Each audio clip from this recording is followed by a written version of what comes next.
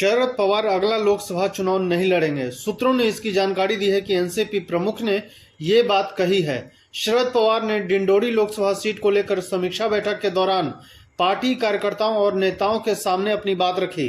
बुधवार को लोकसभा सीटों को लेकर की जा रही समीक्षा बैठक में नेताओं और कार्यकर्ताओं ने शरद पवार से महाराष्ट्र के माढ़ा लोकसभा सीट से चुनाव लड़ने की गुजारिश की थी। पार्टी में हुई बगावत के बाद पार्टी को मजबूत करने के लिए पवार राज्य के साथ देश भर का दौरा करेंगे। शरद पवार अभी संसद के उच्च सदन राज्यसभा के सदस्य हैं।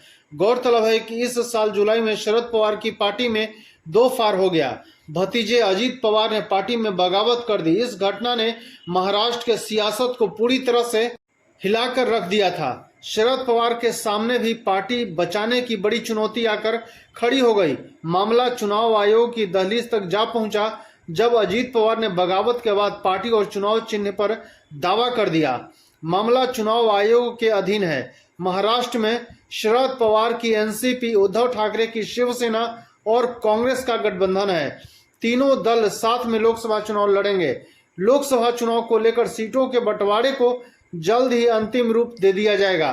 शरद पवार ने बुधवार को कहा कि आगामी लोकसभा चुनाव के लिए महाविकास आघाड़ी गठबंधन के सहयोगियों के बीच सीट बंटवारे को जल्द ही अंतिम रूप दे दिया जाएगा। ये तीनों दल विपक्षी गठबंधन इंडिया का भी हिस्सा हैं। पार्टी प्रवक्ता महेश तापसे ने कहा कि पवार ने महाराष्ट्र के साथ लोकसभा क्षेत्र कोल्हापुर, हातकणंगले, रावेर, बारामती, शिरूर, सतारा और माढ़ा में पार्टी के चुनाव तैयारियों की समीक्षा के लिए यहां एक बैठक की।